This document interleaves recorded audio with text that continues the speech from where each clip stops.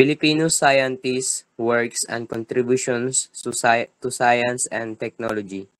The objective of this topic is to identify Filipino scientists' works and contributions to science and technology. Balik Scientist Program is a government initiative in the Philippines that aims to encourage Filipino scientists and technologists working abroad to return the country and share their expertise for the development of the nation. It was established to address the brain drain phenomenon where skilled professionals leave the Philippines for better opportunities overseas. So sila yung mga balikbayan scientists na nag-aral sa abroad and then dito nila kumbaga isasagawa yung mga natutunan nila during their studies sa abroad. And then para na rin i-share yung mga natutunan nila sa iba, yun.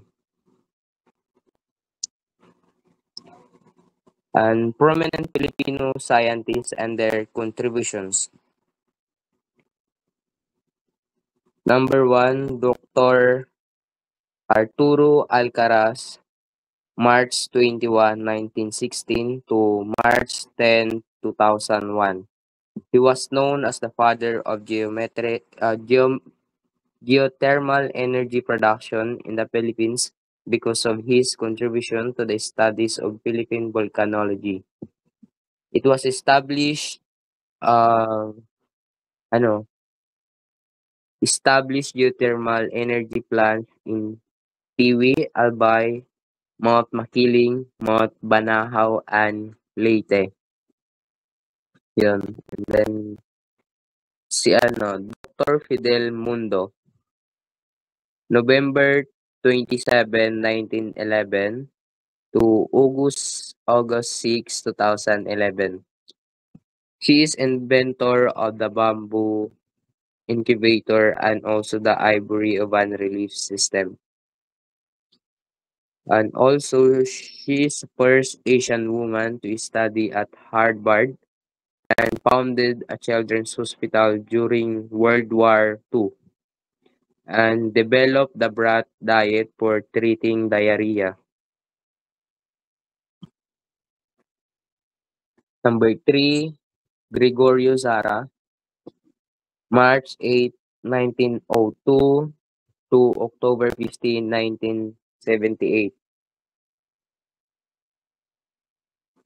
Inventor of videophone.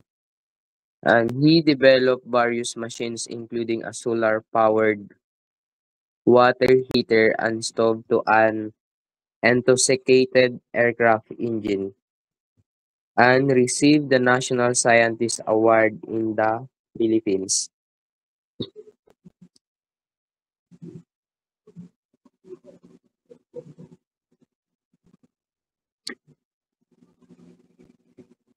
Number 4, Felix D. Maramba, January 7, 1897 to December 9, 2010. Engineer Agricultural Engineering Scholarship at Lowell State University.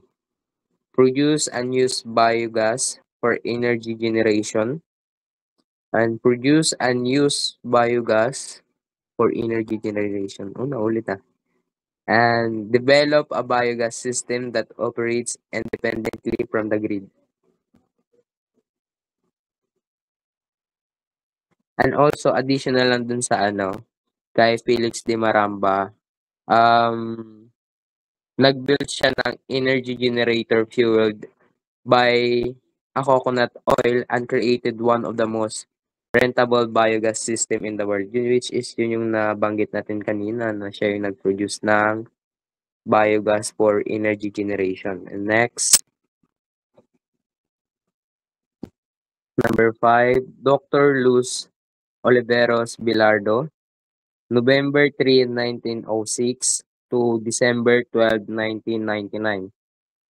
She studied essential oils of Philippine plants and isolated 33 new essential oils, and contributed to the development of new flavors and natural medicines. And doon kay kay Dr. Luz Oliveros Bilardo, marami siyang award na na-receive, and then yung una dun is yung the Lansford Richards Award in a Pharmacy in the USA 1956, and Pelmar Pharmaceutical Association 1963. Basta yun, marami siyang naging award during dun sa sa kapanahunan niya. Then number 6, Emerita de Guzman, September 22, 1929 to November 18, 1981. Research, growth, and development of makapuno coconuts and revolutionized the production ratio of makapuno. Um, Francisco Fronda, December 22, 1896 to February 17, 1986. Named the father of poultry science in the Philippines in 1980, he was honored by the Crown Princess of Thailand in 1982 for his contributions. And he wrote a book for agriculture students on the poultry science and co-authored the Let's Say As Life a Leaf series. Sorry. Um Balik Scientist Act.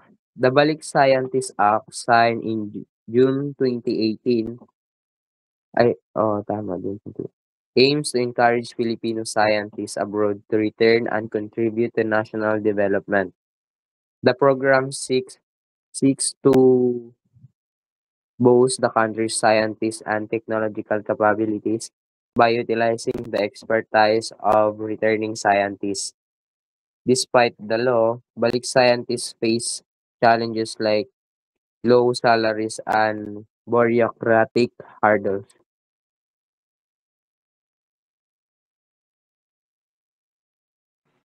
Benefit of balik scientist program, merong short term and long term.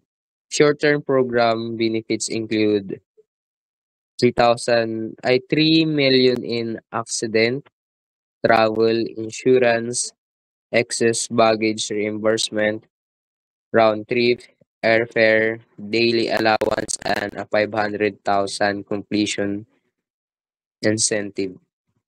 Long-term program benefits include similar insurance and allowance, plus a monthly houses allowance, transportation allowance, and a salary at less salary grade 24.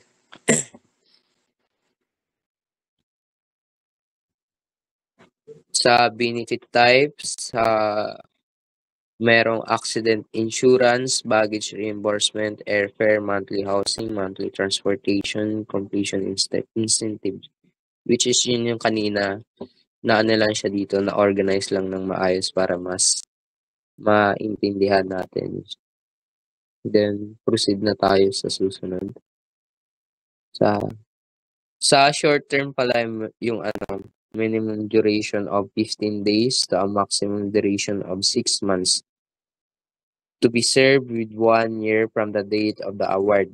Dun siya makakaano ng mga benefit type, dun nakadepende. And then medium term duration of more than 6 months but not exceed 1 year to be served within 2 years from the date of the award.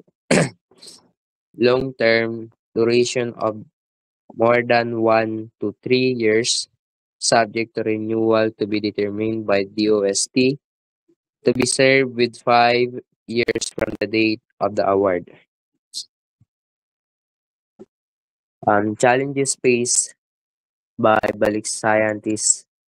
Balik scientists cites low salaries and heavy heavy workloads compared to those abroad as factors deterring permanent return. So ano, normal naman 'yan since kailangan kasi kapag ano, sa mga ganyang program, kailangan talaga ng malaking pondo. Pero pagdating dito ano, um, kulang din nga sa pondo tapos mababa pa yung mga suweldo nila tapos sobrang daming gawain. And then Filipino scientists have a low publication rate with many research findings not published as papers. Bureaucratic hurdles delay access to essential research tool and equipment impacting project completion. Which is yung nabanggit natin dun kanina, yan po yun. Of the said. Perspectives from Balik scientists. Balik scientists Rodrigo Gemisola and Josefino Comiso stress the needs for competitive salaries and enhance government support. They wish to contribute to the Philippine scientific community and recognize the potential of Balik Scientists Act. Gemisola underscores the need for strong support for Balik scientists to enhance their return.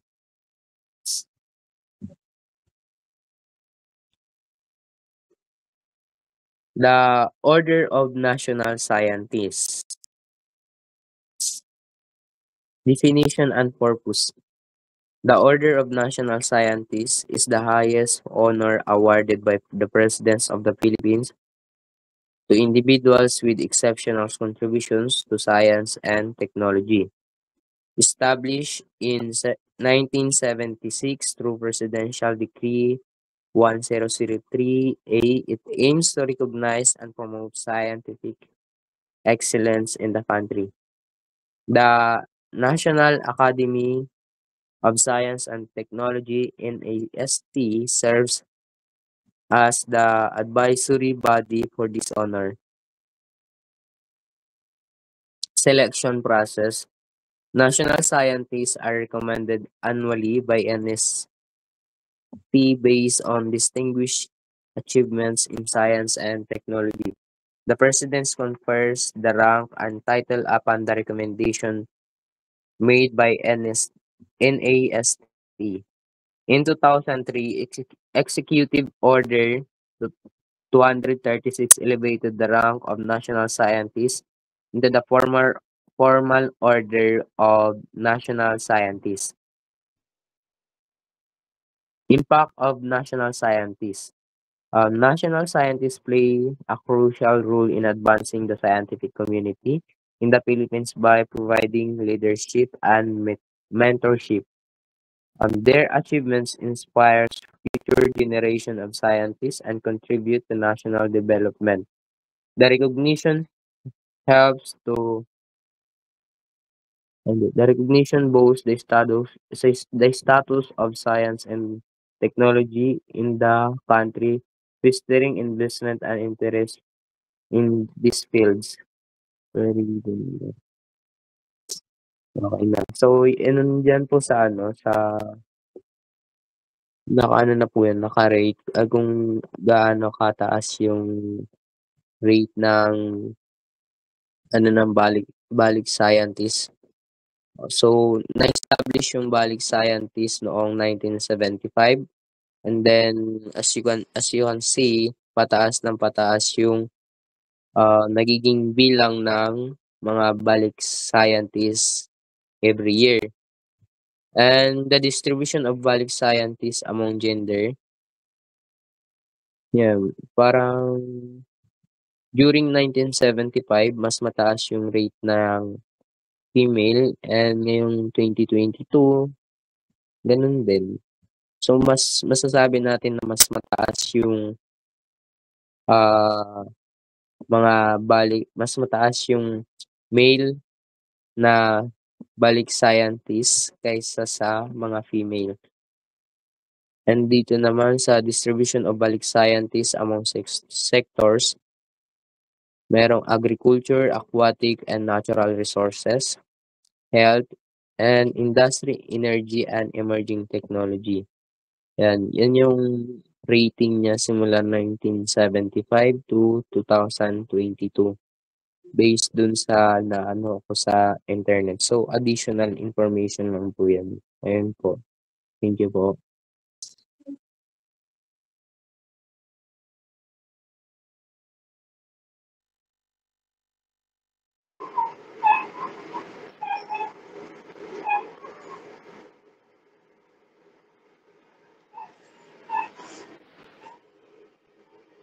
The next is the outstanding young scientist.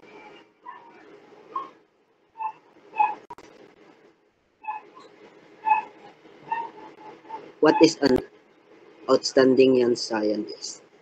The Outstanding Young Scientist Awards presented by the National Academy of Science and Technology recognize exceptional scientists aged 41 and under who have made significant contribution to the country, science and technology. Since 1980, only 12 awards are given each year. So, ang outstanding young scientist po ay binibigay lang po sa mga Filipino citizens na 41 years old or pababa po. So hindi po basta-basta ang pagbigay ng award nito. Dapat dapat po ay meron silang na publish na work in reputable like journals, and meron din dapat silang good moral characteristics. Next slide.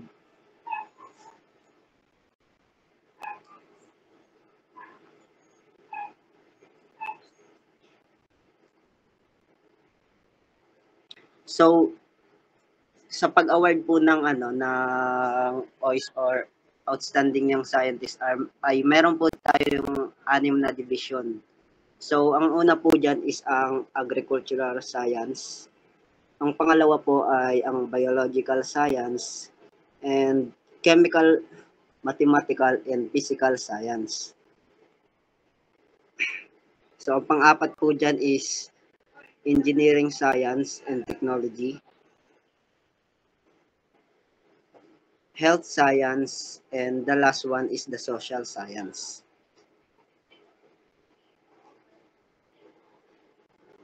So, what are the criteria for judging the OIS or the Outstanding Young Scientist? So, ang first criteria po nila is a scientist quality and number of scientist work and publication that they have done.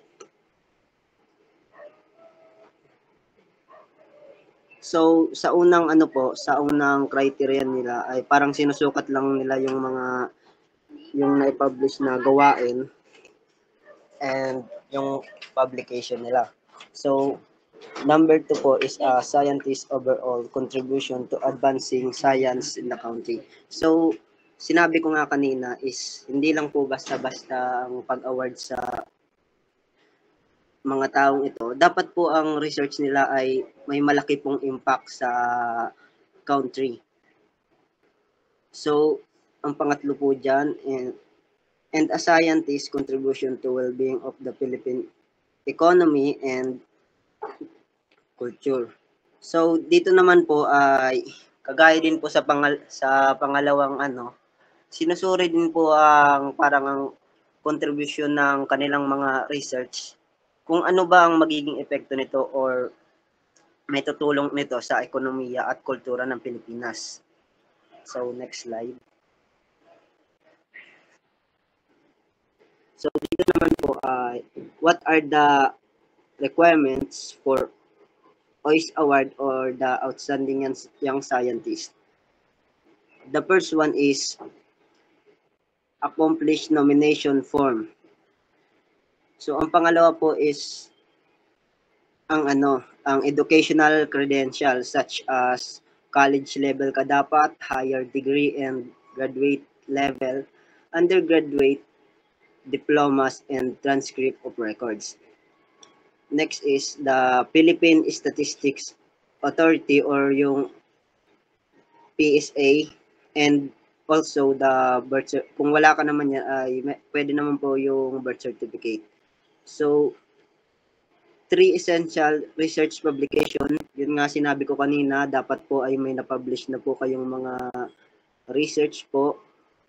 And next po, a 2-minute video that explain the nominees' many important science and technology contribution to society. So ayun na nga, dapat po yung research nyong present ay dapat po talagang may impact po sa or may contribution po sa country and society. So ang sunod po ay article about the nominee where it states his or her scientific and technical contribution to the society that is not more than 1,000 words. And the last one is 5 high-resolution photos with caption that excellently describes or depict the nominees' present scientific work.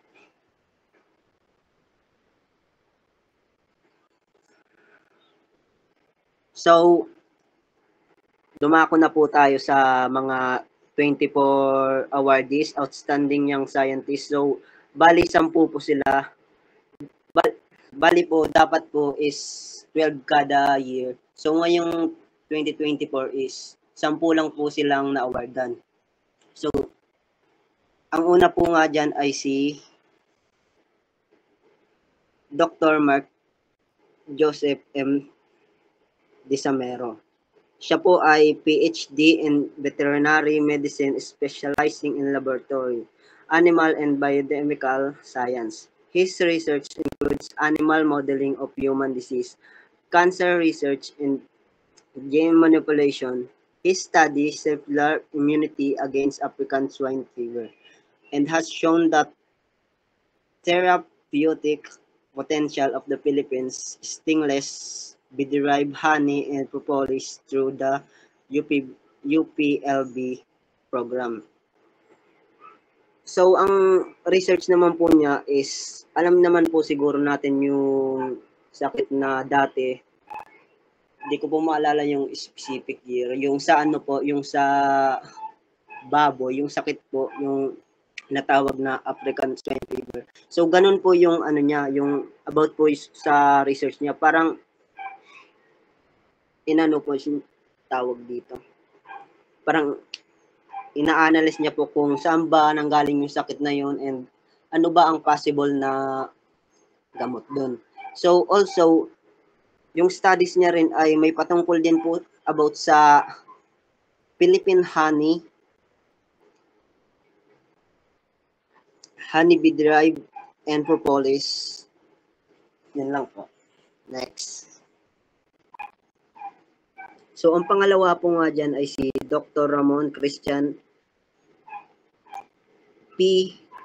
Eusebio, PhD in Environmental Engineering and Biotechnology, focusing on the water and wastewater treatment. He studies seawater desalination and nutrient removal, the membrane bioreactors to meet DENR standards, advocating for seawater as the alternative water source. So, dito naman po kay Dr. Ramon Christian P. Eusebio.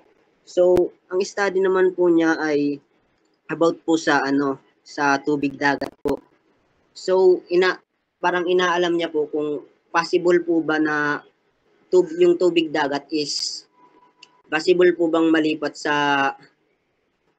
natural na water or yung ginagamit natin na tubig sa pang-araw-araw. Alam naman siguro natin na malaki ang magiging impact nito sa countries. So, ngayon po ay maraming mga komunidad na talagang kulang po sa tubig. So, possible po na talagang may malaking impact po yung study po niya. So, next po. So, ang sunod naman po dyan ay si Dr. Emmanuel P. Hernandez, PhD in Veterinary Science, specializing in parasitology and vector-borne disease. He has advanced tick biology understanding and develop target control method, enabling further research in biology and gene manipulation. So, ang kanyang research studies naman po ay based po dun sa sinabi niya po is, so, ang research niya po is about po sa garapata. Alam naman po siguro natin kung ano po yung garapata. So, inaalam niya po kung saan po ba galing ang garapata, paano po ba ito nakakadulot ng sakit. Yun po yung studies niya. So, next po. So, ang sunod po dyan ay si J. Joseph Russell B. Rodriguez. MS in Genetics, specializing in forensic anthropological application. He is an PhD candidate at the Max Planck Institute studying the genetic history of Zulu archipelago and working with indigenous groups in their local language.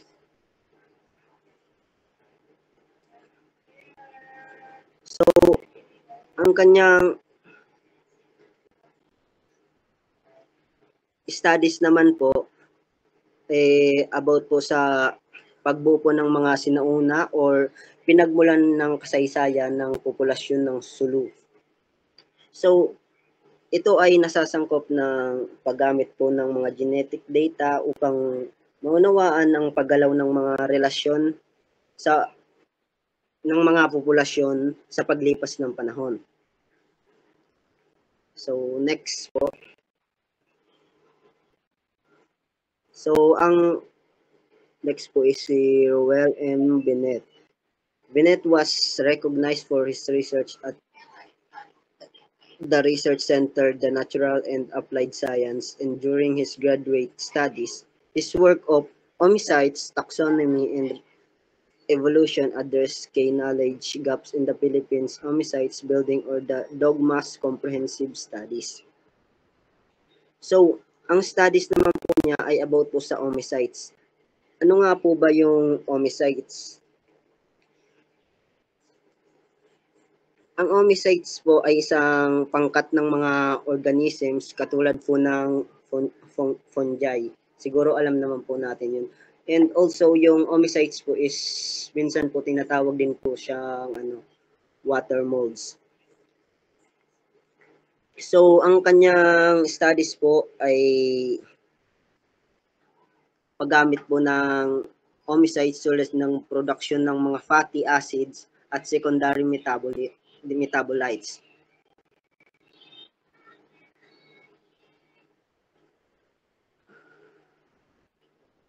So, yun lang po yung mga 2024 awardees. Notable Filipino scientists. So, sino-sino nga ba ang notable scientists? Una na sa listahan natin is si Fidel Mundo. Si Fidel Mundo ay isang old on TCGH Filipino pediatrician na nag-found na isa sa mga nakibahagi bilang sa first pediatric hospital in the Philippines and significantly shaped around his modern child health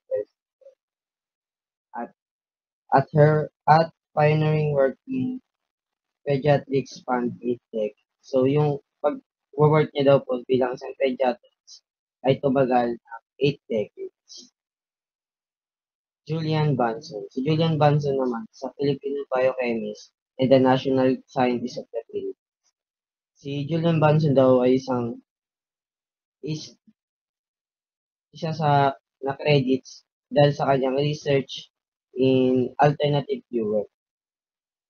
His research on production of ethyl ester fuels from sugarcane and coconut, and devised a method of extracting residual coconut oil from chemicals.